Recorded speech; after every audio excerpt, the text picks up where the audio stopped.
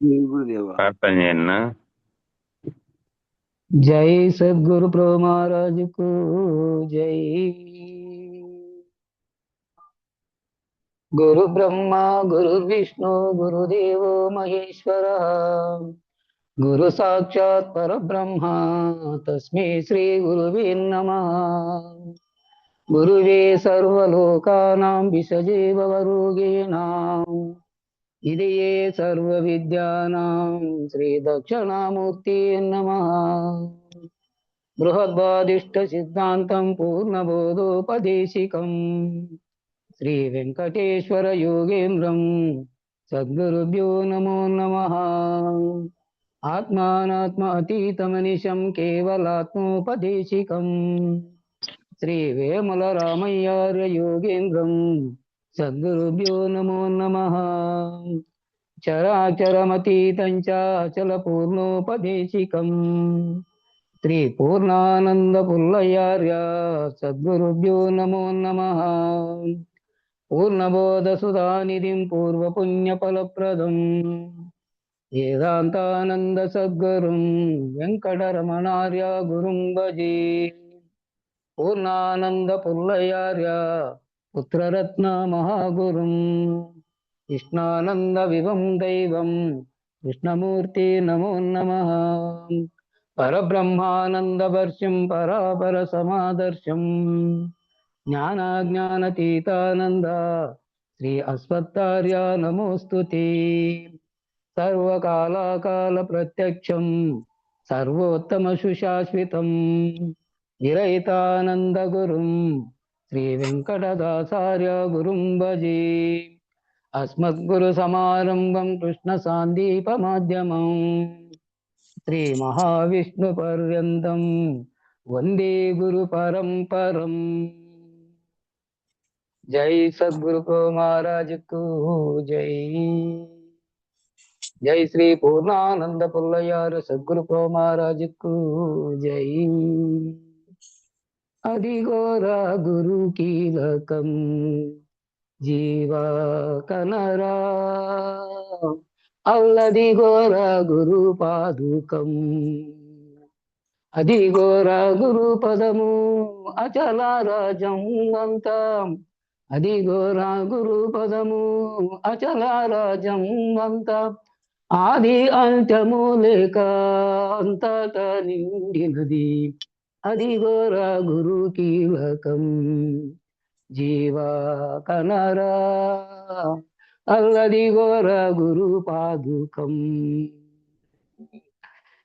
నామరూప క్రియా నటనలన్నీయు మీరి, నామరూప క్రియా నటనలన్నీయు మీరి, ఏమని అనరాక ఏకమయ్యున్నది, అదిగోరా గురు కీలకం జీవా కనరా, అల్లదిగోరా గురు పాదుకం.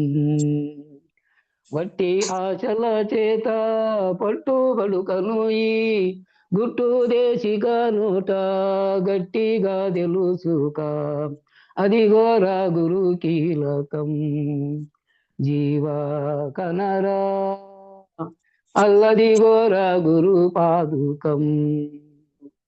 తెరుగాదు విరుగాదు వరుగాదు తరుగాదు, అరుగాదు కరుగాదు తిరుగాదు మరుగాదు, అదిగోరా గురు కీలకం జీవా కనరా, అల్లదిగోరా గురు పాదుకం. పలుకన్నా బలుకాక తలపన్నా తెరుగాక, చలియండ వానల నలయాక నిలచుండు, అదిగోరా గురు కీలకం జీవా కనరా, అల్లదిగోరా గురు పాదుకం. అవును కాదనక నీవనక నేననకొక్క, మేనైనా తాగక మితిమీరియున్నది, అదిగోరా గురు కీలకం జీవా కనరా, అల్లదిగోరా గురు పాదుకం. సంతతమొక రీతి సకల దేశములాయ అంతటా నిండున్న గదిగో పరిపూర్ణము అదిగోర గురు కీలకం జీవా కనరా అల్లదిగోర గురు పాదుకం లోకత్రయము తన లోపల తిరుగగా జోక తోడుతదని జోమెరుగాదది ఏదో అదిగోర గురు కీలకం జీవా కనరా అల్లదిగోర గురు పాదుకం ఎండమావుల రీతి నుండేటి బ్రహ్మాండం ఉండిన పోయిన రెండు గుర్తిరుగాని అదిగోర గురు కీలకం జీవా కనరా అల్లదిగోర గురు పాదుకం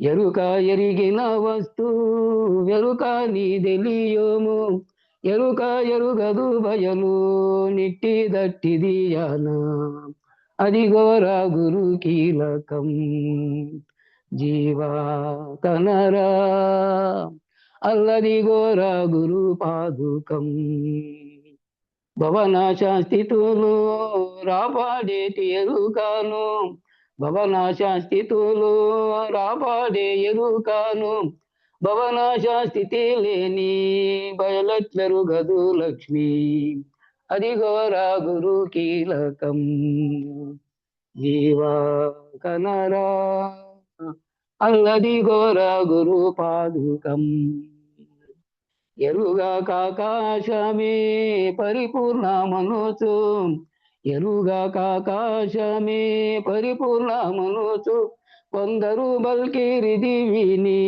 గురి తప్పి ఉండేవు అదిగోర గురు కీలకం జీవా కనరా అల్లదిగోర గురు పాదుకం విత్తు చెట్టుల రెండి విధమి భూమెరుగానా విత్తు చెట్టుల రెంటి విధమి భూమెరుగానా అట్లు తావయలరుగాదు సత్తు చెత్తుల రెంటి అదిగోర గురు కీలకం జీవా కనరా అల్లదిగోర గురు పాదుకం పుట్టుచు గిట్టుచు పొలు పొందుతను వెరుక ఇట్టి విచిత్రము లెన్నాడెరుగదు బయలు అదిగోర గురు కీలకం జీవా కనరా అల్లదిగోర గురు పాదుకం పల్ల పోతుల పుల్ల యారుండు శ్రీ గురుడు పలుకుల కందని పరిపూర్ణమును తెలిపే అదిగోర గురు కీలకం జీవా కనరా అల్లదిగోర గురు పాదుకం రమణయ్య దాసునికి రమ్యముగా బోధించి రమణయ్య దాసునికి రమ్యముగా బోధించి రాజా మార్గము తెలిపి రైతంబో ఎరిగించి అదిగోర గురు కీలకం జీవా కనరా అల్లదిగోర గురు పాదుకం అదిగోర గురు పదము అచల రాజ్యం అంతా ఆది అంత్యము లేక అంతట నిండినది అదిగోర గురు కీలకం జీవా కనరా అల్లదిగోర గురు పాదుకం జై సద్గురు ప్రభు మహారాజుకు జై జై శ్రీ పూర్ణానంద పుల్లయ్యారు సద్గురు ప్రభు మహారాజుకు జై ఇందుగల గురు భక్త మండలికు జై జై సద్గురుదేవ జై గురు జై గురు అందరికీ జై గురు గురు పరంపరంకు జై జై గురు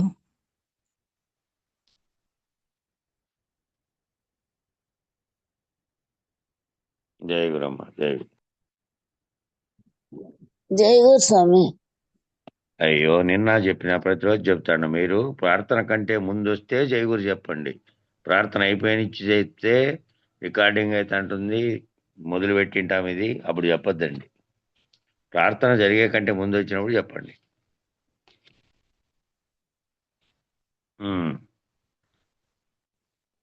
నిన్న ఒక ఉపమానం చెప్పారు. ఏం ఉపమానం చెప్పినారు అంటే, ఆ సర్వంగా ఉన్నటువంటి ఓ చిన్న బ్యాక్టీరియా హైడ్రా అనే చిన్న పురుగు కట్ నుంచి బ్రహ్మాండమైనటువంటి చాలా పెద్దదైనటువంటి 100 టన్నుల్లో ఉండేటువంటి 100 సంవత్సరాలు జీవించేటువంటి తిమింగలం కూడా తనలోనే ఉత్పత్తి అయి తనలోనే అనేక రకాలైనటువంటి పరిణామాలు చెందుతున్నప్పటికీ తనకు ఏ విధంగా సంబంధం లేకుండా సముద్రం ఉంటుందో అట్లా ఈ బ్రహ్మాండాల బయలులో అనేకం ఉత్పత్తి అయి తనలోనే సర్వ వ్యవహారములు చేస్తున్నప్పటికీ దానికి కారణం కానీ దానికి మూలం కానీ తాను కాకుండా దాన్ని గుర్తిరిగేది కూడా లేకుండా ఏ విధంగా సముద్రం ఉందో సముద్రం లాగానే ఇది బయలు కూడా ఉన్నది అని ఇంకో ఉపమానం చెప్తున్నారు. ఇంకో ప్రత్యక్ష ప్రమాణం స్వీకరించారు. ఏంటి అంటే, ఎండమావుల రీతి ఉండేటి బ్రహ్మాండం ఉండినా పోయినా రెండూ గుర్తెరుగానిది అందు నెప్పటికీ, గుర్తెరుగానిది ఉండు నెప్పటికీ. ఈ గుర్తెరగానిది ఎప్పుడూ ఉంటుంది, గుర్తెరగకుండా ఉండేది ఎప్పటికీ ఉంటుంది. ఎప్పటికీ ఒకే రీతి ఉంటుంది. ఎట్లా ఉంటుందంటే ఒకే రీతి. ఎండమావులలో నీరున్నట్టుగా తోస్తున్నటువంటిది మన కళ్ళ ముందు ప్రత్యక్ష ప్రమాణం ఏమిటంటే ఎండమావి. అది ఎట్లా ఏర్పడుతుంది అంటే మృష. అది నిజానికి లేనిది, ఉన్నట్టుగా తోస్తోంది, కనిపిస్తోంది. సుదూరంలో ఒక సూర్యకిరణం ఉంది. ఆ సూర్యకిరణం ప్రతాపం చేత వేడెక్కినటువంటి భూమిలో నుంచి బయటకు వస్తున్నటువంటి ఆవిరి దాని మీదకి సూర్యకిరణాలు పడంగా ఆ ఆవిరి కదులుతుంది. కదిలి దూరం నుంచి చూస్తే అక్కడ నీళ్లు ఉన్నాయేమో, అక్కడ ఏదో ప్రవాహం నాకు కనపడుతోంది అని కనపడుతుంది అంతే ఆవిరి. సాధారణంగా ఎవరైనా ఏమనుకుంటారంటే అక్కడ ఒక నీటి చలం ఉన్నది, ఒక నీటి చలము సూర్యప్రతాపం చేత నీళ్ళు ఆవిరైతే ఉన్నాయాడా అని అనుకుంటారు. ఆవిర్లు పైకి వెళ్తున్నాయి కాబట్టి అందుబాటులో నీరుంది అనుకుంటారు. అక్కడెక్కడో భూగర్భంలో ఉండేవి కూడా ఆవిరైతాయి వేడికి. ఆ అవకాశం ఉంది అనేటువంటి ఊహను కొనినటువంటి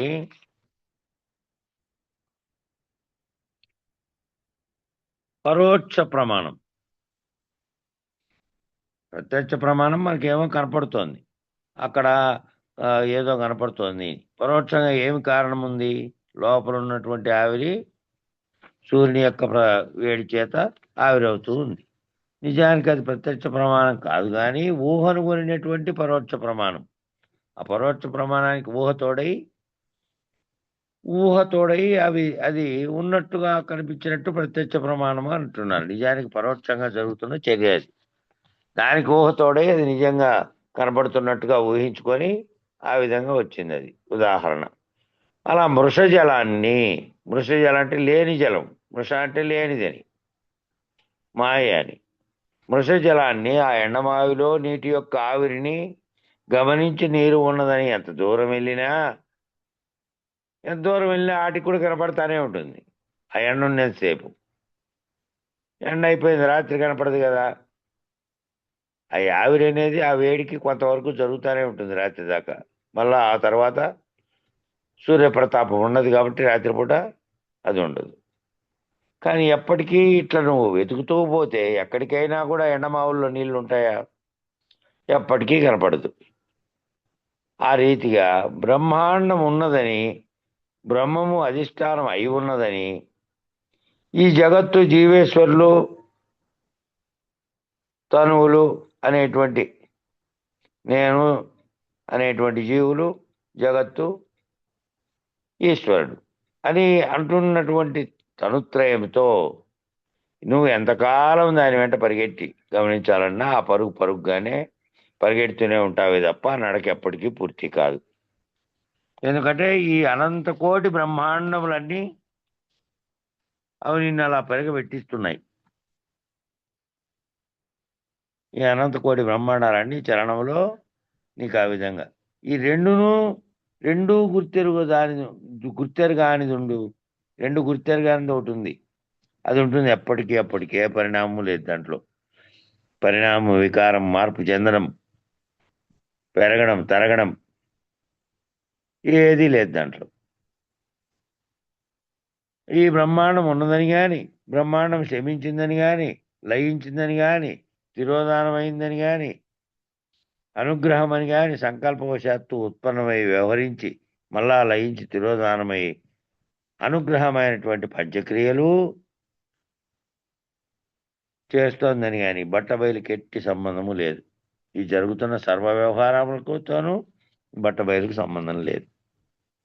ఈ పంచక్రియల యొక్క లక్షణాలన్నీ దేనిని కూడా 5, 5, 25లుగా ఉన్న పిండ బ్రహ్మాండ ఈశ్వర పంచీకరణకు సంబంధించినటువంటి ఏ లక్షణంను బట్టబయలు గుర్తెరగట్లేదు. 5 రకాల క్రియలు 5, 5, 25గా ఉన్నటువంటి పిండ బ్రహ్మాండాలు ఈశ్వర పంచీకరణలకు సంబంధించిన ఈ పంచీకరణ అంటే పంచబడింది. అవన్నీ కలిసి పనిచేస్తున్నాయి. ఆ పనిచేస్తున్నటువంటి బ్రహ్మాండంలో ఉన్నాయి, జీవునిలో ఉన్నాయి, ఈశ్వరంలోనూ ఉన్నాయి.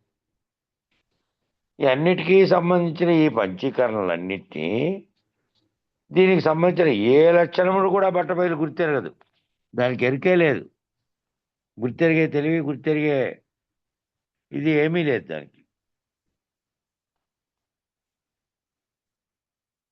అందువల్ల గుర్తెరుగానిది ఉండదు ఎప్పటికీ. అవి వచ్చును గాక పోవును గాక, వాటి కాలగమనంలో అవి సృష్టి అవుతాడని గాక, ఆ సృష్టి మన లయించని గాక, తిరోగమనం చెందని గాక, ఏం మార్పు జరిగినా, పరిణామం జరిగినా అది ఎట్టి పరిస్థితుల్లోనూ అది ఏ విధంగానూ గుర్తెరిగేది లేదు. అది ఉండు ఎప్పటికీ కూడా ఏ విధంగానూ మార్పు చెందకుండా అట్టే ఉంటుంది. మార్పు చెందేదే తిరిగి పుడుతుంది, నశిస్తుంది. అది మార్పు చెందనిది. కాబట్టి కాలానుగుణంగా ఇవన్నీ పుట్టవచ్చు, లయించవచ్చు. కానీ పరిపూర్ణం ఇట్లుండు ఎప్పటికీ. పరిపూర్ణం ఇదే విధంగా ఉంటుంది ఎప్పటికీ. కాబట్టి భాగత్యాగము ఏది ప్రధానమో తెలుసుకోవడం, ఏది అప్రధానమో తెలుసుకోవడం, ఏది అప్రధానమో దాన్ని త్యజించడం, ఏది ప్రధానమో దానిని నిర్ణయించడం అనే లక్షణాలు ఉన్నటువంటి లక్షణయితుడు ఏం చేయాలి? ముందు ఏది వదిలేయాలి, ఏది అనవసరమైంది, ఏది అవసరమైంది, దేన్ని గుర్తించాలి, దేన్ని త్యాగం చేసి వదిలేసేయాలి అనే దాన్ని తెలుసుకోవడమే ప్రధానం. ఏది ప్రధానమో దాన్ని తెలుసుకోవాలి, ఏది అప్రధానమో దాన్ని త్యజించేయాలి. ఆ అప్రధానమైన ప్రధానమైన దాన్ని తెలుసుకోవాలంటే గురువు దగ్గర ఈ విచారణ అంతా చేయాలి. ఏది ప్రధానమో దాన్ని నిర్ణయించడం అనే లక్షణాలు ఉన్నటువంటి లక్షణయితుడైనటువంటి వాడు శిష్యుడుగా ఉంటే ఆ పద్ధతిగా బట్టబయలు సర్వకాలం ఒక్క రీతిగా ఉన్నది ఉన్నట్లున్నది అని ఆ లక్షణయుతుడైనటువంటి వానికి ఈ లక్షణాలన్నీ సులభంగా అవగాహన అవుతాయి. లక్షణయుతుడు ఏం చేసి ఉంటాడు? ఈ లక్షణాలకు సంబంధించక ముందే సాధన సంపత్తి పరుడై నిత్యానిత్య వస్తువు వివేకం కలిగి ఉంటాడు. కాబట్టి ఏది ప్రధానం, ఏది అప్రధానం అని లక్షణయుతునికి తెలుసు. అటువంటి పద్ధతిగా బట్టబయలును సర్వకాలం ఒక్క రీతిగా ఉన్నది ఉన్నట్లుగా ఉన్నది. అనంత విశ్వం జోలి లేకుండా ఉన్నది. ఈ అనంత విశ్వం జోలే లేదు దానికి అని ఉన్నది. పూర్వకందార్థాల్లో ఈ రీతిగానే నిర్ణయం చేశారు. 41 కందార్థం చెప్పండి. ఎరుకతో వచ్చిన విశ్వము ఎరుకతో జనుగాని నిల్వది బయలైతే, ఎరుకతో ఎరుకతో పోదు, ఎరుక తనందేమి లేదో ఇది నిశ్చయమురా. ఉండుంటే ఈ ఎరుకే తానవురా. ఎరుక ఎరిగిన వస్తు ఎరుక నీదెలియోము ఎరుక ఎరుగదు బయలు ఇట్టి దట్టిదియనానిది నిశ్చయమురా ఉండుంటే ఈ ఎరుకే తానవురా. జై గురుదేవా. జై గురు, జై గురు.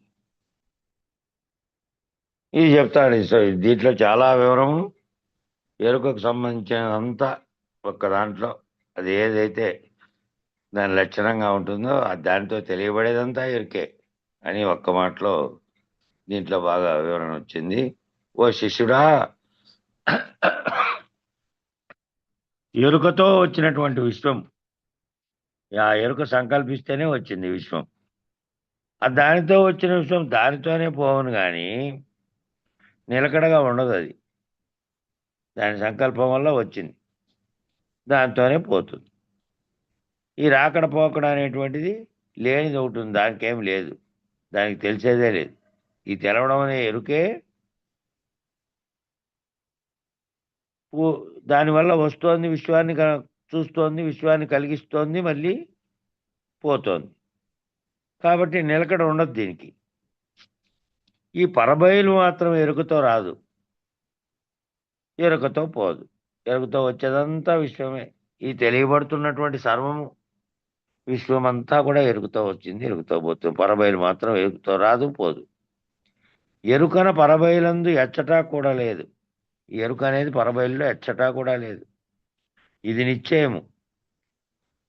ఆ పరబయలందు ఈ ఎరుక ఎచ్చటైనా ఉన్నట్టయితే ఈ ఎరుకనే అచల పరిపూర్ణమని చెప్పచ్చు. అప్పుడు మళ్ళా ఎరుక పరిపూర్ణం అని రెండు లేవు. ఈ ఎరుకే అచలం, ఈ ఎరుకే పరిపూర్ణం అనే విషయం వస్తుంది అప్పుడు. ఇది కనుక అదేంటి అక్కడికైనా ఉంటే ఎక్కడైనా. కాబట్టి అట్లా చెప్పదగును. కానీ అట్లుగాక ఎరుకను చలనము మృషయని చెప్పబడును కనుక ఎరుక చెలిస్తుంది కనుక అచలమేమో చెల్లించదు కనుక పరిపూర్ణ పరబయలు కూడా చెల్లించేది లేదు. కాబట్టి దాని ఉత్పత్తి నాశనాలు లేవు. కాబట్టి ఎప్పటికీ ఒకే తీరుగా పరిణామం లేకుండా ఉంటుంది. కానీ ఇదేమో చెలిస్తోంది కాబట్టి ఇది చలనమని మృషయని చెప్పబడును కనుక ఎరుకను ఏ వస్తువును ఎరుగుతున్నదో అదంతా ఎరుకని తెలుసుకును. నీకు ఎరుక ద్వారా ఏమేమి తెలుస్తోందో ఎరుకతో తెలియబడేదంతా కూడా ఎరుకే. ఏ వస్తువుని ఎరిగినా ఆ వస్తువు కూడా ఎరుకే. మరి ఈ ఎరుక ఆ పరబాహ్యం ఇట్టిదట్టిదని అన్నదైనా ఎరుగుదనే భావం. ఈ ఎరుకేమో ఆ పరబాహ్యం ఇట్లాడిది అట్లాడిది అనేది ఎన్నడైనా ఎరుగదు. కేవలం ఇది ఎరుక లక్షణాలు ఏవైతే ఉన్నాయో అవి వస్తూ పోతూ రాకడ పోకడలకు కారణమై ఉన్నాయి. అది వదిలితే ఎప్పటికీ ఉన్నది ఒకటి ఉన్నది. దాన్ని ఏమో గుర్తించడానికి దానికి ఏమైనా ఆకార వికార విశేషాలు ఉన్నాయంటే అవి ఏమీ లేవు. అది ఊహతో కేవలం తెలుసుకొని దీన్ని వదిలితే దీన్ని విచారించేదంతా ఎందుకు? దీన్ని వదిలితే ఎరుకతో తోస్తున్నటువంటి జగము, ఎరుకతో తోస్తున్నటువంటి త్రిపుటి అంతా పోయి ఏది కారణంగా ఉన్నదో నీ చేత కర్మ చేయిస్తూ మళ్ళీ ఆ కర్మ చేత ఆ కర్మల ఫలితాన్ని అనుభవించడానికి ఉపాధిని పొందుతుందో దాన్ని పోగొట్టుకోవడానికి ఈ ఎరుకను గురించి ఈ విచారణ అంతా. అది ఉన్నది ఎట్టి పరిస్థితిలోనూ అది ఏ రకమైనటువంటిది కదలిక లేదు. దాన్ని తెలుసుకోవడానికి ఎరుకతో తెలియబడేదంతా ఎరుకే. కాబట్టి ఒక ప్రత్యక్ష ప్రమాణాన్ని స్వీకరిద్దాము. ఏమంటున్నారంటే ఇక్కడ అనంత విశ్వమంతా ఎరుకతోనే వచ్చింది. ఆ ఎరుకతోనే ఈ అనంత విశ్వం అంతా కూడా పోతుంది. బయలులో దీనికి నిలవడానికి స్థానం లేదు, చోటు లేదు, సంబంధం లేదు. ఎరుకతో రాదు, ఎరుకతో పోదు. తన యందు ఎరుక లేదు. తన యందు తనను తాను గుర్తించేకి లేదా తనలో ఉన్నటువంటి సమస్తాన్ని కానీ ఏదైనా గుర్తించాలంటే తనకు ఆ ఎరుక ఉండాలి కదా. అసలు ఎరుకే లేదు దాంట్లో. అది కేవలం బయలుగా ఉన్నటువంటి దాంట్లో ఏదీ లేదు, ఏ ఆచ్ఛాదన లేదు, దేన్ని అది గుర్తించేది లేదు. కాబట్టి ఇది నిశ్చయం రా ఉండుంటే అలా ఉండటం అనేది తోటే అలా ఒకవేళ ఎరుక పద్ధతిగా ఉండి ఉంటే ఆ బయలు ఈ ఎరుక అవుతుంది కదా. ఈ ఎరుక తెలుసుకునేటట్టయి ఈ ఎరుక అట్లా తెలుసుకొని దానిలాగా అయ్యేటట్టయితే ఇది కూడా అది అవుతుంది కదా. అలా లేదు, బయలుగానే ఉన్నది. ఈ సర్వవ్యాపకమై సర్వజనీనమై ఉన్నట్టుగా సంకల్పరహితంగా, ఆవరణరహితంగా, సూత్రరహితంగా, నామరహితంగా, సద్రహితంగా, నాహంగా సర్వకాలం ఒక్క తీరుగా ఉన్నది. అంతటా ఉన్నటువంటి బయలు ఎట్లుంది అంటే సర్వవ్యాపకమై ఉంది, సర్వజనీనమై ఉంది, ఉన్నది ఉన్నట్టుగా ఉంది, ఏ మార్పు లేకుండా. సంకల్ప రహితంగా ఉంది, ఏ సంకల్పం లేదు. ఆవరణ రహితంగా ఉంది, ఆవరణ లేదు. ఆవరణ ఉంది అంటే దానికి మితి ఉంది, ఇక్కడి నుంచి ఇక్కడ దాకా ఉంది, దాంట్లో ఇవన్నీ ఉన్నాయని. సూత్రరహితంగా ఉంది, ఏ సూత్రము లేదు దానికి. నామరహితంగా ఉంది, దానికి పేరు లేదు. సద్రహితంగా, సత్తు లేదు, సత్తు రహితంగా ఉంది. సత్తు ఉంది అంటే దానికి శక్తి ఉంది, దాని వల్లనే సర్వం ఏర్పడుతుంది. నాహంగా అంటే నేను కూడా లేదు, నేను అనేది లేనిగా ఉంది. సర్వకాలం ఒక్క తీరుగానే ఉన్నది, సర్వకాలము ఒక్క తీరుగా ఉంది. వీటికి వ్యతిరేక లక్షణాలు కలిగిండేది విశ్వం. ఇప్పుడు చెప్పినటువంటి లక్షణాలన్నిటికీ వ్యతిరేకం కలిగిండేది విశ్వం అంటే. అంటే ఆవరణ ఉంది, సత్తు అసత్తు రెండు ఉన్నాయి, సదసత్ సహితం అంటే సత్తు అసత్తు రెండు ఉన్నాయి. నామరూప సహితం, నామము ఉంది, దీనికి పేర్లున్నాయి అనేక, ప్రతి వస్తువుకు పేరుంది, బ్రహ్మాండమంతరికి కలిపి పేరుంది. రూపము ఉంది, దాని యొక్క భౌతికంగా స్థూలంగా కనపడుతున్నటువంటి పంచభూతాత్మక ప్రకృతి అంతా ఉంది. సచ్చిదానంద గణము, సత్తు చిత్తు ఆనందం అనేటువంటి ఘనంగా ఉన్నటువంటిది అది. ఈ రీతిగా అనేక తీరుల అనంత విషయం అంతా ఉంది. అనేక తీరులుగా అనేక రకాలుగా ఉన్నటువంటి అనంత విషయము అంతా ఉంది. దీనికి అన్ని లక్షణాలు ఉన్నాయి. ఈ లక్షణాలతో దీన్ని చూపించవచ్చు. పంచభూతాత్మకమైన మిగిలిన అన్నిటినీ కూడా చూపించవచ్చు. కంటికి కనపడేటుగా కనపడకపోయినప్పటికీ గాలి, కనపడకపోయినప్పటికీ శబ్దం కూడా తెలియబడుతుంది. మిగతా మూడు నామరూపాలతో కూడి ఉన్నప్పటికీ అగ్ని పేరుంది, రూపం ఉంది, స్పర్శ ఉంది.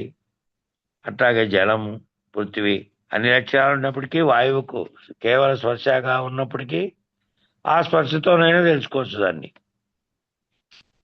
అట్లాగే శబ్దం ఆకాశానికి అది కనపడేది కాకుండా శూన్యమే అయినప్పటికీ అవకాశం కలిగి దానికి దాంట్లో కొన్ని లక్షణాలు ఎట్లా అంటే శబ్దం ఉత్పన్నమవుతోంది కాబట్టి దాని ద్వారా అయినా తెలుసుకోవచ్చు. కాబట్టి అట్లా తెలుసుకోగలిగేదంతా కూడా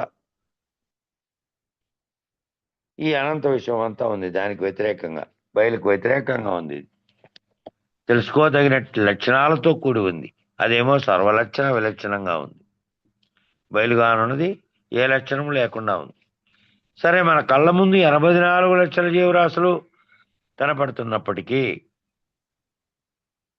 మానవుడు ఏ జీవరాశిని చూసినా అది తానే అనేటువంటి భావం కలగడం లేదు. కళ్ళ ముందు జీవరాశులన్నీ కనపడుతున్నాయి, అనేక జీవరాశులను, 84 లక్షల రకాలవి. సంఖ్య అది కాదు, సంఖ్య అయితే కోటాను కోట్లు అవుతుంది, లెక్కించడానికి కూడా వీలు కాదు.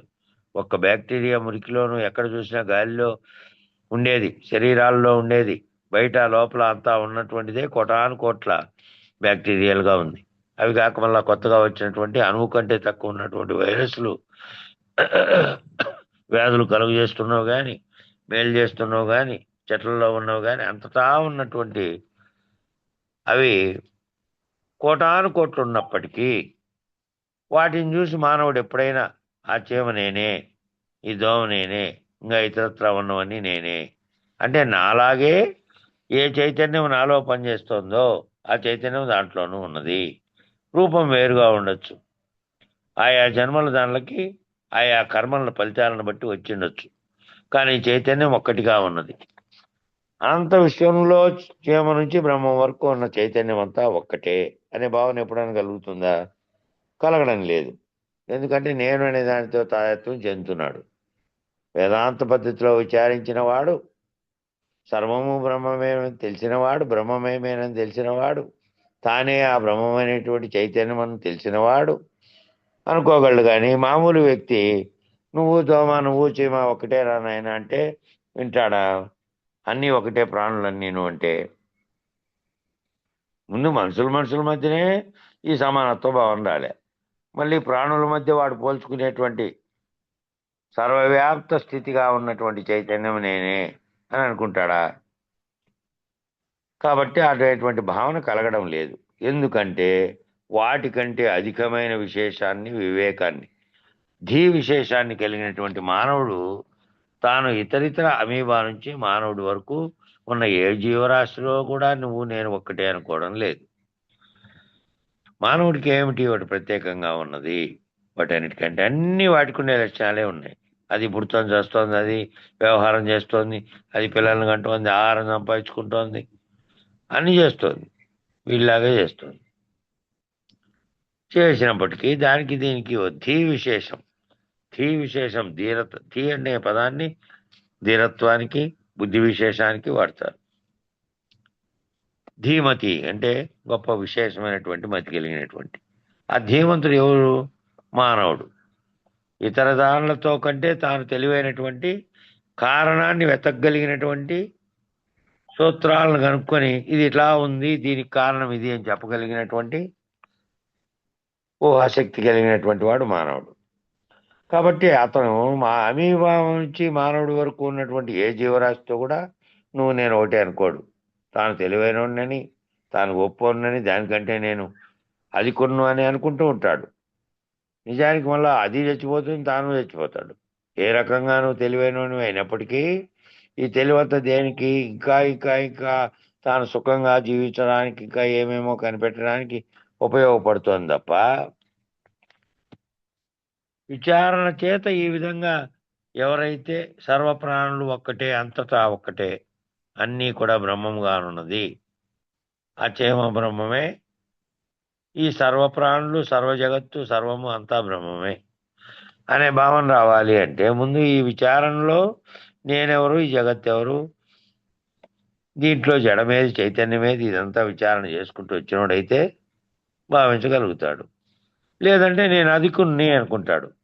అదేమిటి, నువ్వు దాంతో ఎందుకు పోలుస్తావు? నాకు సంపద ఉంది, నేను ఇట్లా, నా పేరు అది, మా ఇండ్లు, లేకపోతే పదవి, ఏదో అనుకుంటూ ఉంటాడు. వాటి జీవనాన్ని అవన్నీ చేస్తున్నాయి అలాగే అని అనుకోడు. మానవుల మధ్యలో కూడా ఇదే రకమైన లక్షణం ఉంది. మళ్ళా మానవుల మధ్యలోనే మానవుడినే నువ్వు నేను ఒకటి అనుకోవట్లే, నీకంటే నేను అధికుణ్ణి అని అనిపిస్తూ ఉంటుంది ఎవరిని చూసినా కూడా. మనకి ఏం తెలుసులే, నాకు తెలుసు, లేకపోతే వానికి ఏముంది, నాకు 50 ఎకరాలు ఉంది, లేకపోతే వానికి ఏమున్నాయి, నా దగ్గర డబ్బులు ఉన్నాయి, లేకపోతే మాది ఎక్కువ కులము. ఈ భావన అంతా మానవుల్లోనే ఉంది. మానవుడే ముందు మానవుల్ని సమానత్వాన్ని స్వీకరించకపోతే అంతటా ఉన్నది బ్రహ్మం అని ఎప్పుడు తెలుసుకోవాలి? అన్నీ ఒకటేననేది భావన ఎప్పుడు రావాలా? మానవుల మధ్యనే భేదాలుంటే. కాబట్టి ఎవరికైనా కూడా ఈ విధంగా అనిపిస్తూ ఉంటుందంట. ఈ అధికో విశేష ఏమిటంటే వివేకం. ఈ లక్షణం ఉండటి చేత మానవుని దగ్గర వివేకం అనేది ఒకటి ఉండడం వల్ల పురోగమించగలుగుతున్నాడు. తనకు ఏం కావాలో, ఏ పరిస్థితులకు అనుగుణంగా ఎప్పుడు ఏం కనిపెట్టాలో దాన్ని అన్నింటినీ నిరంతరం పరిశోధించి కనుక్కుంటున్నాడు తప్ప ఏం కనుక్కున్నప్పటికీ అన్నీ నశించేటివే అనేది మాత్రం తెలుసుకోలేకపోతున్నాడు. పురోగమించడానికి ఈ పురోగమనం ఎట్లా జరిగింది? మానవులు గుహల్లో దూరుకొని జంతువుల్లాగే వేటాడి తినే రోజుల నుంచి ఈరోజు పంటలు పండించి దాన్ని స్టాక్ పెట్టుకొని, నిల్వ పెట్టుకొని, ఇంకా ఇతర యంత్ర సాయం తీసుకొని వాటన్నింటినీ కంటి చూపుతోనే దాన్ని కంట్రోల్ చేయగలిగినటువంటి స్థితిలో వచ్చాడు. టీవీలు వచ్చేస్తాయి. నాళ్ళు మొదట దాన్ని ఆన్ చేసి తిప్పేది ఉండే, మళ్ళా తర్వాత రిమోట్లు ఉండే, ఆ రిమోట్లు కూడా పోతున్నాయి. త్వరలో టెక్నాలజీ మారిపోయి కేవలం కంటి చూపు దాని మీద డిస్ప్లే మీద ఏది పడుతుందో దాని మీద పెడతానే అది ఆన్ అయిపోతుంది. అట్లా టెక్నాలజీతో వచ్చేస్తున్నాయి వస్తువులు. కాబట్టి ఈ రకమైనటువంటి మానవునికి ఈ రకమైన లక్షణం ఉన్న చేత నేను అధికుణ్ణి, నేను వివేకవంతుణ్ణి, నేను పురోగమించగలను, మీట్ చేసుకున్నాను, పురోగమించగలను. నిజానికి ఎరుకతోనే అభిమానం కానీ, కర్తృత్వం కానీ, భోక్తృత్వం కానీ, ఆ జీవుడని కానీ, దేవుడని కానీ, పిండాండం అనేది కానీ, బ్రహ్మాండం అనేది కానీ, దాని సాక్షులైనటువంటి జ్ఞాత కానీ, దాని సాక్షి అయినటువంటి కూటస్థుడు కానీ, చరుడు కానీ, అక్షరుడు కానీ, పురుషోత్తముడు కానీ, ఈ రీతిగా ఎవరైతే గ్రహించిన వారు ఉంటారో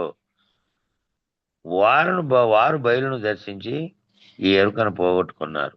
ఎరుకను పోగొట్టుకోవాలంటే ఆ బయలు గురించి, ఈ ఎరుక, ఈ రెండింటి గురించి గుర్తెరుగుతున్నది కూడా ఎరుకే అని, ఈ ఎరుకకు మూలం లేదని, ఈ ఎరుక దీంతోనే వచ్చిందని, ఈ ఎరుక ఉన్నా పోయినా, ఈ సృష్టి ఉన్నా పోయినా ఎప్పటికీ మార్పు చెందని బయలు ఉన్నదని అది గుర్తెరగడము, అదేమి దానికి గుర్తులు లేవు. పోయిన గుర్తెరగడానికి ఊహ చేతనే, గురువు చేతనే గుర్తెరగాలి. గురువే గుర్తు చూపించి ఆ గుర్తును రహితం చేసేవాడు. అట్లా చూసినటువంటి దర్శించినటువంటి పురుషోత్తములైనటువంటి వాళ్ళు ఎక్కడ చూశారు? యాటి నుంచి చూశారు? తాను మొదట ఏమిగా ఉన్నాడు? నిజానికి ఎరుకతోనే ఆ అభిమానం కానీ అన్నాడు. ఆ అభిమానం నేననే అభిమానం, ఇందాక చెప్పినటువంటి గొప్ప గొప్పవన్నీ తనకున్నాయి అనుకున్నాడే, ఆ అభిమానం అంతా ఎందుకు వచ్చింది? ఎరుకతోనే వచ్చింది. ఆ కర్తృత్వం కానీ, నేను చేస్తున్నాను దీన్ని, నేను కర్తను అనే భావం కానీ, నేను చేసిన దాన్ని నేను అనుభవించాలి అనేటువంటి భోక్తృత్వం కానీ, ఆ జీవుడు అనేది కానీ, దేవుడు అనేది కానీ, పిండాండం అనేది కానీ, లేదా ఆ బ్రహ్మాండం అనేది కానీ, అదంతా విచారణ చేసి దానికి సాక్షులైనటువంటి జ్ఞాత కానీ, దీని అంతటికీ సాక్షిగా ఉన్నటువంటి, తెలుసుకుంటున్నటువంటి జ్ఞాతగా ఉన్నటువంటి వాడు, వానికి నామరూపాలు లేవు. శరీరం ఇదిగా ఉన్నది, నేను ఫలానా కృష్ణమూర్తి వెంకటేశ్వర అనేదంతా నామరూపాత్మక శరీరంతో తయారు చెందినవాడు. దానికి సాక్షి స్థితిని పొందినవాడు. ఏ విధంగా? ఈ అవస్థలన్నింటినీ గుర్తెరుగుతున్నవాడు, ఈ పిండాండ బ్రహ్మాండమనంతటినీ గుర్తెరుగుతున్నవాడు, కేవల బ్రహ్మముగా, కేవల గుర్తెరుగుతున్న అఖండ ఎరుకుగా తాను సాక్షిగా మారినవాడు. అట్టయినటువంటి జ్ఞాత గాని, దానికి సాక్షి అయినటువంటి కూటస్థుడు గాని, దానికి సాక్షిగా ఉన్నటువంటి కూటస్థ స్థితిలో ప్రత్యేగాత్మ పరమాత్మలు ఒక్కటేనని, తాను అదేనని కూటస్థుడుగా ఉన్నటువంటి వాడు. చరుడు గాని, అక్షరుడు గాని. చరుడు అంటే నశించేటువంటి వాడు. ఈ నామరూపాత్మకమైన శరీరం కలిగిన వాడు నశిస్తాడు. అందులో ఏది ఈ సర్వమును గుర్తెరిగి దానికి అధిష్టానంగా ఉన్నటువంటి స్థితిలో ఉన్నదో అదేమో అక్షరుడుగా ఉంది. ఆ అక్షరుడు గాని, చరుడు గాని, పురుషోత్తముడు గాని, ఆఖరుకు వాటన్నిటికీ కారణ వస్తువుగా ఉన్నటువంటి పరమాత్మ స్థితిలో ఉన్నటువంటి వాడు గాని, ఈ అన్నిటినీ గ్రహించగలిగి ఎవరైతే గ్రహించారో, అన్నిటినీ గ్రహించి ఉన్నారో, వారు ఎవరైతే ఈ ఎరుకను విడిచారో, ఎరుక విడిచేదానికే ఈ అన్నిటినీ విచారించారు. ఆ బయలును ఎవరైతే దర్శించి గురుకరణ చేత ఈ ఎరుకను కొన్నారట. ఎవరు? అలా విచారించి ఈ అన్నిటినీ అధిగమించినటువంటి వారు. అన్నిటినీ అధిగమించిన స్థితిలో తాను బ్రహ్మమునంటే ఆ బ్రహ్మమును కూడా అధిగమించినటువంటి వారు. ఆ బ్రహ్మం కూడా సృష్టికి కారణమై ఉన్నది. దానిని కూడా దాటితే అవతల ఉన్నటువంటి పరిపూర్ణ పరబయలును దర్శించగలిగితే అందులో దీనికి స్థానమే లేదు. లేనెరుకలో ఉన్నటువంటి స్థితిలో ఇది ఉంది. కళ జరిగితే కళలో మేల్కుంటే మేల్కుంటానే కళలో అన్ని సర్వము అంటే కనపడిన దృశ్యాలు, వ్యవహరించిన వ్యక్తులు, జరిగిన సంఘటన, అందులో విషయాలు సర్వము లేవు. కొన్ని ఉన్నాయి, కొన్ని లేవు అనేది లేదు. అన్నీ లేవు, మొత్తం లేదు. కళలోంచి మేల్కొంటే ఆ మొత్తము లేదు. అలాగే ఈ రకరకాల వ్యవహారాలన్నీ సర్వం కూడా కేవలం కళలో జరుగుతున్నటువంటిదని నిర్ణయం అయిపోయినటువంటి వారు ఎవరైతే ఉన్నారో వారు బయలును దర్శించి గురుకరణ చేత ఎరుకను పోగొట్టుకున్నారు. తన యందు ఏమీ లేదు, ఇది నిశ్చయమురా. తన యందు ఏమీ లేదు. తనలో ఉండేటువంటి ఆ జ్ఞాత గుర్తిరిగేది పోతుంది, ఈ శరీరంగా ఉన్నది పోతుంది. ఆగనేతగా ఉన్నది ఏ జ్ఞానం చేత కర్మలు చేసిందో దాని ఫలితాలు అనుభవించడానికి మళ్ళీ ఉపాధిని ధరిస్తుంది. కాబట్టి తన యందు ఏమీ లేదు, నిశ్చయం ఇది. ఉన్నది ఒక్కటే ఉన్నది, దాన్ని తెలుసుకొని దీన్ని పోగొట్టుకుంటే ఏమీ లేదు. ఏ ఏ జీవరాశిని చూపెట్టినా ఇది నువ్వేనా అంటే అది నేను కాదంటాడు. ఆ జీవరాశులన్నీ చూపించి అది నువ్వేనా అంటే అది నేను కాదంటాడు. నిజానికి అది ప్రాణి, నేను ప్రాణినే. కానీ వేరు వేరు భౌతిక లక్షణాలు ఉన్నాయి. మనిషికి వేరే ఉన్నాయి, చీమకు వేరే ఉన్నాయి, ఏనుక్కు వేరే ఉన్నాయి, తిమింగలానికి వేరే ఉన్నాయి భౌతికమైనటువంటి లక్షణాలు. కానీ ప్రాణులుగా పుట్టి ఉద్భవించినాయి కదా. దీని మీద దానికి ఉన్నటువంటి పుట్టుక, పోవడం, ఉత్పత్తి చేయడం, ఆకలి దప్పులు, ఇతర రకాలైనటువంటివన్నీ ఒకటే రకంగా ఉన్నాయి. శరీరాలు వేరువేరుగా ఉన్నప్పటికీ అది మరణిస్తుంది, మళ్ళీ దానికి ఇంకో రకమైన ఉపాధి పొందుతుంది. నువ్వు చేసిండే చాలా దుష్కర్మలు అయినాయి అనుకో, మానవ జన్మ వచ్చి కూడా మళ్ళీ వేస్ట్ అయ్యి మళ్ళీ పోయి ఆ దుష్కర్మల ప్రభావం చేత ఏ చేమగానో జంతువుగానో పుడతావు. ఇలాంటివన్నీ అనేక కోటాను కోట్ల జన్మలన్నీ నువ్వు పొందే ఈ స్థితికి వచ్చావు, మానవుడి స్థితికి. ఇప్పుడైనా కనీసం దీంట్లో ఉన్నటువంటి మనోధర్మాలు తెలుసుకుందామనే ఆలోచన 100% మందికి కూడా లేదు. అయితే ఇప్పుడు ఇది ఏ జీవరాశిని చూపెట్టినా ఇది నువ్వేనా అంటే నేనే, సర్వవ్యాప్తంగా ఉన్నది నేనే, నా చైతన్యమే. ఆ చైతన్య రహితమైతే ఉన్నది ఒక్కటే ఉన్నది అని అంటున్నావా ఎప్పుడన్నా? అలాగే వైకుంఠపాలిలో పరమపద సోపానంలో మొదటి నుంచి చెట్టు చివరి వరకు పరమపదం వరకు ఉన్నటువంటి నడత పరిణామం అంతా ఏమిటిదంటే అంతా ఎరుకకు సంబంధించిందే. చెట్ట చివరి కింద నుంచి పైన పరమపద సోపానంలో ఆ పైకి ఎక్కిపోయేదాకా ఉన్నదంతా కూడా ఎరుకకు సంబంధించినదే. పట్టబయలును ఒకసారి ఉండచూచినటువంటి మహనీయునికి ఇంక మరలా ఈ అనంత విశ్వ పరిణామ క్రమానికి సంబంధించినటువంటి ఏ అంశమైనా సరే లేనివాడికి అది తానేటట్టుగా తోస్తుంది. ఈ అనంత విశ్వంలో ఏమి జరుగుతున్నప్పటికీ, అనంత విశ్వంలో ఏదైనా ప్రాణితో సహా సర్వము తానే తనలో ఉన్న చైతన్యమే అంతటా ఉన్నది అని ఎవరైతే ఈ విశ్వ పరిణామ క్రమానికి సంబంధించినటువంటి అంశం అంతా విచారణ చేశారో అంతా తానైనట్టుగా తోస్తుంది. కారణం ఏమిటంటే అది అంటే సత్, తాను అంటే నీవు అన్న, త్వం అంటే అది నీవైతివి, ఆ బ్రహ్మము నీవైతివి లేక ఆ పరబ్రహ్మము నీవైతివి. ఈ రీతిగా మహావాక్య విచారణ దాకా పోతే కింద నుంచి నిత్యానిత్య వస్తు వివేకం దాకా మహావాక్య విచారణ దాకా పోతే సర్వవ్యాప్త చైతన్యంగా ఉన్నటువంటిది ఏదైతే బ్రహ్మముగా ఉన్నదో ఆ సత్తు తానే, ఆ నీవు నేను అనేది తానే, ఆ త్వము నేనైతిని అనేది ఆ బ్రహ్మము నీవైతివి లేక ఆ పరబ్రహ్మము నీవైతివి అని ఈ రీతిగా తత్వమసి మహావాక్యానికి లక్షణయుతులైనటువంటి వారికి సూచనగా ఉపదేశ వాక్యం చెబుతూ ఉంటారు. ఇట్లాంటి తెలుసుకుని లక్షణయుతులైనటువంటి వాడు ఆ ఉపదేశ వాక్యాన్ని పొందుతూ ఉన్నటువంటి వారికి ఆ ఉపదేశ వాక్య సారాంశమైనటువంటి ఏది ఉన్నదో అదే ఉన్నది, ఇది లేకుండా మూలం లేకుండా వచ్చేటువంటిది లేదు అనేటువంటిది తెలుసుకొని ఆ మహావాక్యానికి లక్షణితులైన వారికి సూచనగా ఉపదేశ వాక్యంగా చెబుతూ ఉంటారంట.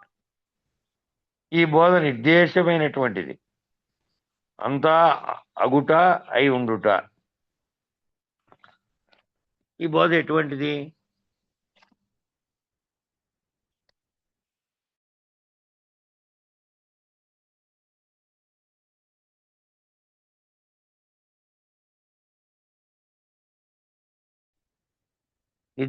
దేశము అంటే ఒక ప్రదేశం ఉన్నటువంటి నిర్దేశమైనటువంటి, నిర్దేశించినది అంటే నిజానికి 2 అర్థాలు ఉన్నాయి. ఒకటేమో ఫలానా దాన్ని ఆదేశిస్తే దాని నిర్దేశము అని కూడా అంటారు. నిర్ణయించబడినటువంటి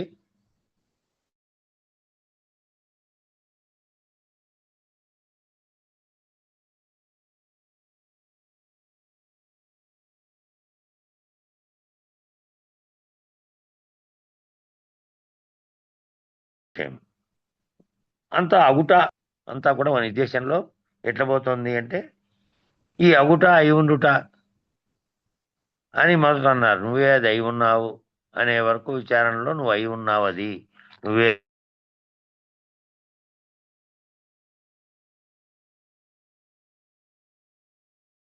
వరకు అగుట అనేది అయింది. అది తెలిసిన తర్వాత అది బట్టబయలు ఎరుకుతో ముడిపడకుండా ఉన్నది. ఇది నేను అగుట అనేదంతా ఈ సృష్టిలో ఎరుకకు సంబంధించినటువంటి బ్రహ్మాండంలోనే ఉన్నది. ఇది కానిదని ఏదైతే ఇది కాకుండా ఉన్నదో అది బయలుగా ఉన్నది. ఎరుకతో ముడిపడకుండా ఉంది, అది అంటు లేకుండా ఉంది. ఎరుక ఎరిగిన వస్తువు ఎరుకని తెలియను. ఎరుక ఎరిగినటువంటి ఆ వస్తువుని ఎరుక ఎరుక చేత ఏ వస్తువు అయితే తెలియబడిందో, ఎరుక చేత దేన్ని గుర్తించబడిందో అదంతా ఎరుకేనని తెలుస్తుంది. అనంత విశ్వానికి సంబంధించినవి ఏమేమి తెలుస్తున్నాయో అదంతా ఎరుకే.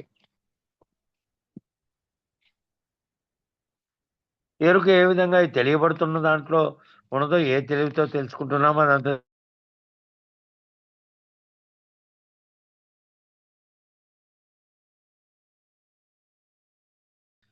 గుర్తెరిగేది. ఆ దీన్ని తెలుసుకొని ఇది దీన్నే ఎక్కువ విచారణ చేయాల్సిన అవసరం ఉంది. ఎరుక ఏ విధంగా మొదట ఓంకారం కాడ పుట్టి ఉత్పత్తి అయినప్పటి నుంచి ఈ సర్వవ్యాప్తంగా పరుచుకున్నటువంటి బ్రహ్మాండంగా ఏర్పడినప్పటికీ వరకు విచారణ అంతా ఆ ఎరుకతోనే కలిగిండేది. మళ్ళీ అది లయమైపోయిన తర్వాత కూడా ఆ ఎరుకతోనే, ఆ ఎరుక పోతే తప్ప అది ఉన్నదాన్ని అప్పటికీ ఒకే రకంగా ఉన్నదాన్ని గుర్తెరిగే స్థితి రాదు. ఈ అనంత విశ్వానికి సంబంధించినటువంటి వస్తువు ఏదైనా సరే, నిశ్చయ జ్ఞానానికి సంబంధించిన ఏ అంశమైనా సరే, అది ఏ అంశమైనా నిత్యానిత్య వస్తు వివేకం కానీ, ఆత్మానాత్మ వివేకం కానీ, కార్యకారణ వివేకం కానీ, సద్వివేకం కానీ, దృక్దృశ్య వివేకం కానీ, ఇవన్నీ కూడా దేని చేత ఉన్నాయి?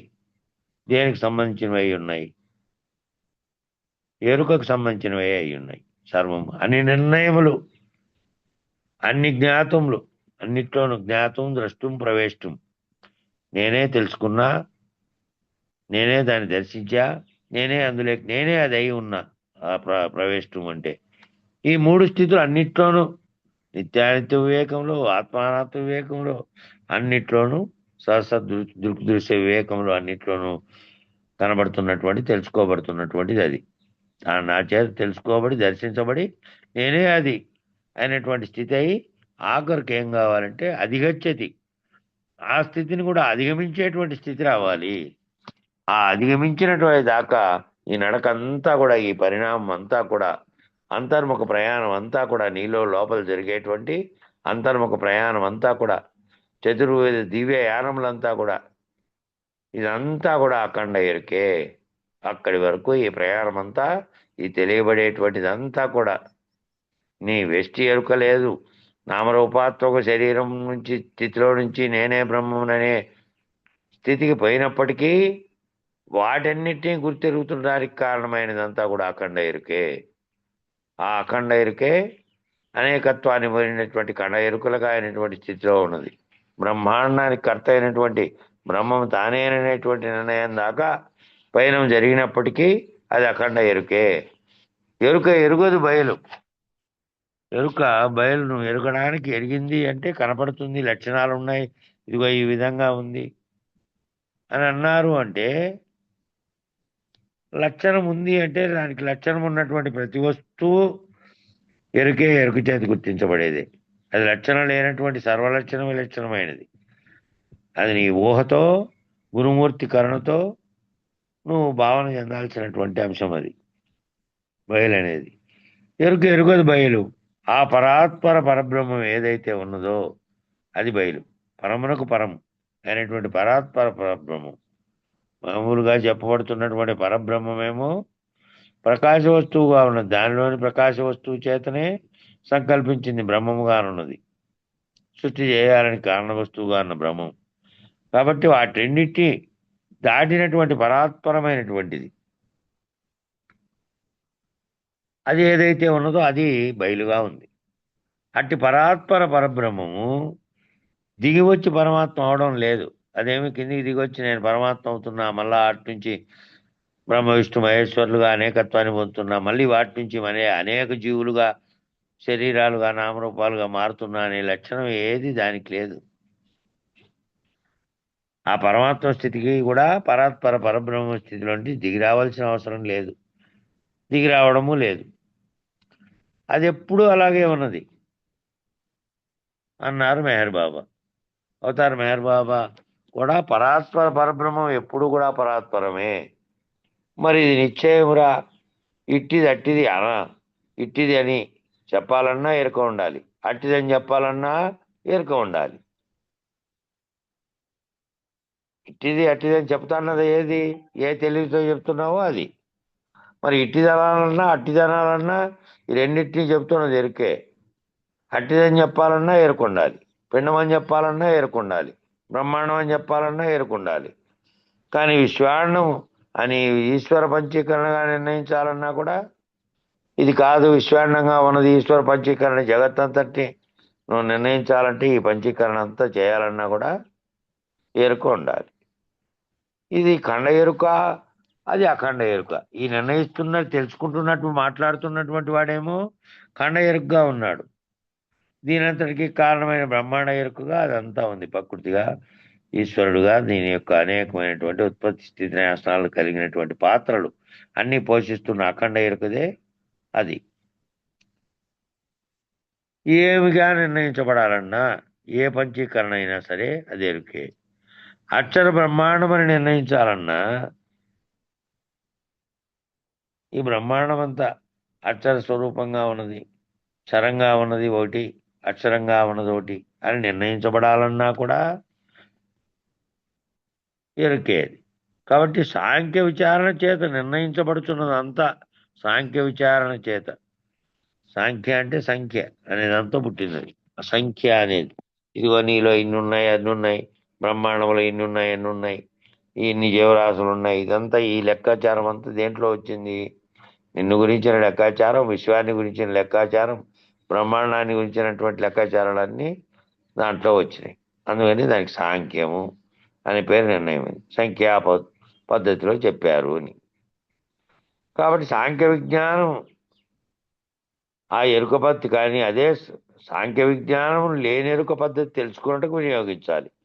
ఈ సాంఖ్య విజ్ఞానం చేత విచారణ చేతే తెలియబడుతోంది, అంతా నిర్ణయించబడుతోంది ఎరుక పరిస్థితి. అదే సాంఖ్య విజ్ఞానం చేత నువ్వేం తెలుసుకోవాలి? ఇదంతా ఇది ఇలా ఉంది, ఇలా ఉంది, ఇలా వచ్చింది, ఇలా పోతుంది, ఇట్లా ఉంది అని ఇంతది అంతటి సాంఖ్యం నిర్ణయించినప్పటికీ నువ్వు అదే సాంఖ్యాన్ని ఉపయోగించుకొని తెలుసుకొని ఏం చేయాలి? లేనెరుక పద్ధతిని తెలుసుకునేకి వినియోగించుకోవాలి. ఇది ఉంది, ఇది ఉంది, ఇది ఉంది, అది ఉంది, అది ఉంది అని చెప్పేకి ఎరుకే చెబుతోంది, కానీ లేనెరుక పద్ధతిని తెలుసుకోవడానికే ఈ సాంఖ్య విచారణలో చెప్పినటువంటివన్నీ కూడా నిజానికి ఎరుకకు సంబంధించినవే, ఉత్పత్తి నాశనాలకు సంబంధించినవే. కాబట్టి దీన్ని తెలుసుకునే దాన్ని ఉపయోగించుకో. ఎవరైతే బయలును దర్శించినటువంటి దేశకేంద్రుడు మహనీయుడు ఉన్నాడో, ఎవరైతే ఇట్లా బయలును దర్శించగలిగినటువంటి దేశకేంద్రుడైన మహనీయుడు ఉన్నాడో, అటువంటి మహనీయుడు ఎవరైతే ఉంటే అట్టివాడు మాత్రమే సాంఖ్య విచారణను ఎరుకను లేని పద్ధతిగా చేయడానికి, ఈ సాంఖ్య విచారణ మొత్తం ఈ ఎరుకను ఈ రెండింటిని లేకుండా చేసి విడిపించగలిగినటువంటి, ఆ విడిపించడానికి దీన్ని తిప్పి బోధించగలడు, ఆ పద్ధతిలో దీన్ని బోధించగలడు అటువంటి మహనీయుడైనటువంటి వాడు. ఎరుకను గట్టిపరచడానికి సాంఖ్య విచారణ వినియోగించకూడదు. సాంఖ్య విచారణలో తెలుసుకుంటున్నావు, సాంఖ్య విచారణలో ఇదిగో ఇది ఇలా పుట్టింది, బ్రహ్మాండంలో అవ్యక్తంగా ఉన్నది వ్యక్తమైంది, దానికి మహత్తు తోడైంది, ఆ తర్వాత తన్మాత్రలు లేనినాయి, గుణాలతో కూడి మాయ అనేది లేనిదే ఉన్నట్టుగా కనిపించి ఈ అంత విచారణంతో జరుపుకుంటా ఉన్నదంతా కూడా దాని గురించి వివరం నీకు తెలియడానికే. నిజానికి అదంతా కూడా ఒకప్పుడు పుట్టిపోయేదే, అది కేవలం ఈ సంకల్పం అనేది దాని చేత పుట్టబడుతోంది. ఇది రహితమైపోయినప్పుడు అది మళ్ళీ సృష్టి జరగడం అనేది కానీ ఉండదు అనే విచారణ అంతా కూడా దేని పద్ధతిగా జరుగుతోంది అంటే ఆ ఎరుకను విడిచిపించే పద్ధతిగా చేయాలి, కానీ అది మళ్ళా ఉన్నదని గట్టిపరిచే విధంగా బోధించడానికి వీల్లేదు. కాబట్టి ఇట్లా చెప్పడానికి, విడిపించడానికి తిప్పి బోధించగలిగిన వాడు ఎవరంటే దాన్ని ఎరిగినటువంటి దేశకేంద్రుడైన గురువు. ఎరుకను గట్టిపరచడానికి సాంఖ్య విచారణ వినియోగించకూడదు. కానీ లోకరీతిలో బ్రహ్మజ్ఞాన పద్ధతిగా, ఆత్మజ్ఞాన పద్ధతిగా బోధించబడేటువంటి అధిష్టాన ఆశ్రయ పద్ధతిలో, అట్లా బ్రహ్మజ్ఞాన పద్ధతిలో పోయినా ఆత్మజ్ఞాన పద్ధతిలో బోధించబడేటువంటి అధిష్టాన ఆశ్రయ పద్ధతిలో ఎరుక గట్టిపడేటువంటి తరుణం జరుగుతోంది. చాలా వరకు జరుగుతున్నటువంటి మిగతా బోధల్లో జరుగుతున్నటువంటి విషయం ఇదే. ఆ పీఠాధిపతులుగా స్థానం పొందడానికి అంతకుముందు ప్రయత్నం చేసి ఉన్నటువంటి ద్వైత, అద్వైత, విశిష్టాద్వైత, ఇంకా అద్వైతం వల్లే ఒక రకంగా మేలనుకోండి, ఇంకా ఇతరత్రా ఉన్నటువంటి వాటి అన్నిట్లోనూ ఆ ఏదైతే దానికి అంతిమ లక్ష్యంగా వాళ్ళు భావించారో ఆ స్వరూపం అది నిజము, అది గట్టిపడేటువంటి, దాన్ని రహితపరచుకునేటువంటి పద్ధతిలో కాకుండా దాన్ని బలపరిచే పద్ధతిలోనే ఉన్నాయి. కాబట్టి ఎరుకను విడిపించే పద్ధతిగా సాంకేతారక మనస్క పద్ధతులను అచల పద్ధతిగా ఎవరైతే బోధించగలుగుతారో వాళ్ళు దర్శించినటువంటి మహానుభావులైనటువంటి దేశకేంద్రులైన గురువులు, వాళ్ళు ఎరుకను విరమించడానికి, నిరసించడానికి, ఎరుకను లేనిదని నిరూపించడానికి అచల పద్ధతిలో వాడబడుతూ ఉంది. అది ఉన్నదని అంతకుముందు చెప్పినప్పటికీ ఆ ఉన్నది నిజానికి లేనిదే. అది ఏ విధంగా లేదో మళ్ళీ దాన్ని తీసేసి చెప్పారు ఈ బోధలో. అదే నిజమైన తారకం తరించడం. అలా తరించి బయలును ఉండచూసి తాను బయలుగా ఉండిపోవడమే అమనస్కం. తాను బయలు వంటి స్థితిలో, బయలు ఏ కదలిక లేకుండా ఏ విధంగా ఉన్నదో, బయలులో ఏ రకమైన సంకల్ప వికల్పాలు లేవో, ఆ స్థితిలో, మనస్సు రహితమైనటువంటి స్థితిలో, కేవలం బయలుగా ఉన్నటువంటి స్థితిలో తాను ఉండిపోతే అదే చలం. దీనికి సంకల్పమని, సవికల్పమని, నిర్వికల్పమని, సహజ నిర్వికల్ప అనే భేదాలు ఉన్నాయి. ఆ భేదాలు ఒప్పవు. సంకల్పం లేదు, సవికల్పం లేదు, నిర్వికల్పం లేదు, సహజ నిర్వికల్పం అనే భేదం కూడా ఇటు వరకే. అది మొత్తమే లేకుండా, సర్వము లేకుండా, సర్వమును గుర్తెరిగే ఎరుకే లేకుండా అయిపోయినప్పుడు ఏమీ లేదు. అది నిర్వికల్పము అని అంటే అంతకుముందు కల్పం ఉంది, కల్పించేది ఉంది అని అర్థం. సంకల్ప నిర్వికల్పములన్నీ ఇందులో ఉన్నప్పుడే పుడుతున్నాయి. ఆ స్థితి అధిగమించిన తర్వాత దాంట్లో సంకల్పం లేదు, నిర్వికల్పం లేదు, ఏమీ లేవు. ఈ భేదాలన్నీ ఏమీ లేవు. ఇది నిశ్చయమురా ఉండుంటే ఈ ఎరుకే తానవురా. ఇది నిశ్చయం. ఇది అది కన్నా ఉండింటే ఎరుకే తానవ్వది. కాబట్టి సద్విధ సమాధి నిర్ణయమే కానీ ఈ 6 రకాలైనటువంటి సమాధి నిర్ణయాల్లో కానీ సహజ నిర్వికల్ప సమాధి నిష్ఠుడే కానీ అదంతా ఎరుక పద్ధతి, బయలులో అవన్నీ లేవు అని నిర్ణయించుకోబడి, కనపడుతున్న శరీరం ఉన్నంతకాలం కనపడుతున్న వ్యవహారం అంతటి సర్వము తనలేక మళ్ళీ తాదాత్మ్యత లేకుండా లేనెరుక పద్ధతిలో చూస్తూ ఉంటాడు. అటువంటి వాడు బయలుంది ఏమీ లేదని నిర్ణయం కలిగి ఉంటాడు. సమయం ఒకటి సరిపోయింది. అది కూడా అయిపోయింది. కందార్థం, ఈ కందార్థం నుంచి రేపు మొదలు పెడదాం. 41వ కందార్థము. మంగళం చెప్పండి. జై సద్గురు ప్రభు మహారాజుకు జై.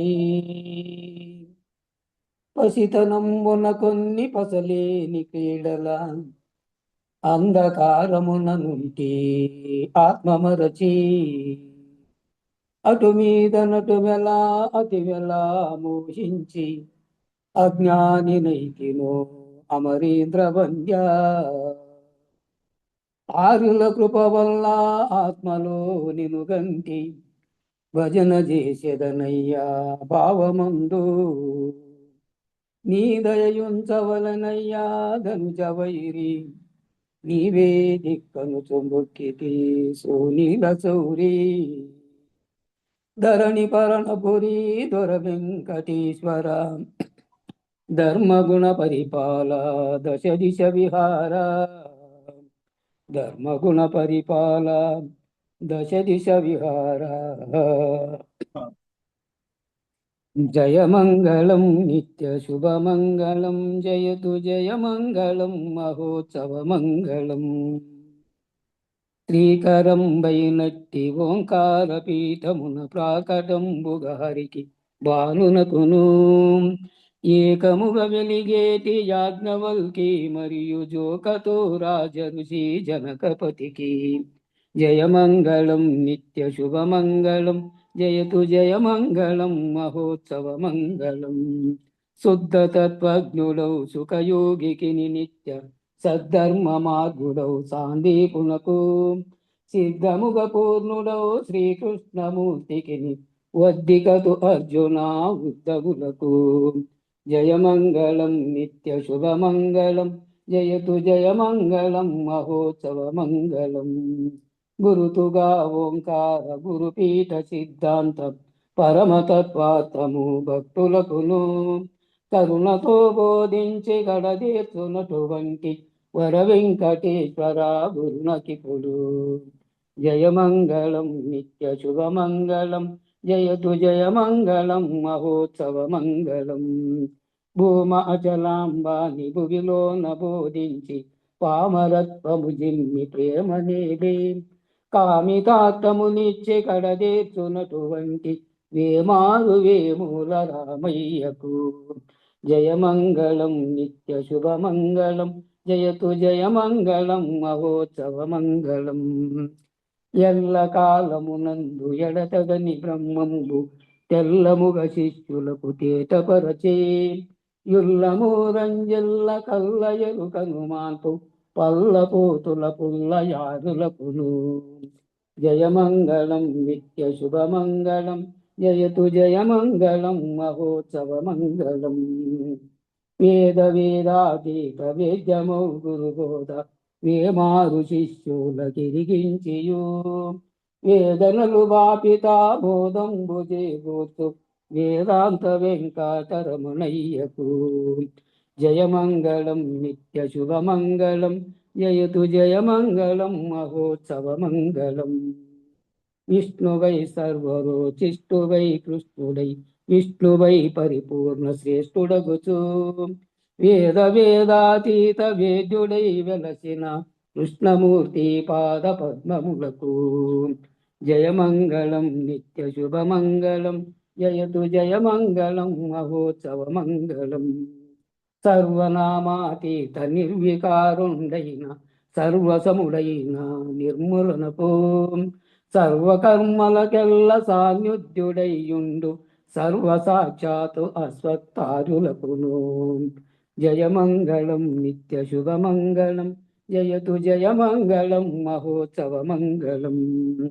శంకలన్నియుదీర్చి చాలగా మన్నించి పొంకముగ రాహిత్య బోధ చేసి అంకురించిన జన్మానంతముందించేటి వెంకటాదాసార్య వేదాంతికి జయమంగళం నిత్య శుభమంగళం జయతు జయమంగళం మహోత్సవమంగళం నీకు మూలముగాక నాకు మూలముగాక లోకలోకములల్ల ఏకముగను ప్రాకటంబైనట్టి పరిపూర్ణ బ్రహ్మము జోగతో తెలుపు గురు పీఠమునకు జయమంగళం నిత్య శుభమంగళం జయతు జయమంగళం మహోత్సవమంగళం మంగళం గురుదేవాయ మహనీయ గుణాత్మనే సర్వలోకచరణ్యాయ సాధురూపాయ మంగళం జై సద్గురు ప్రభు మహారాజుకు జై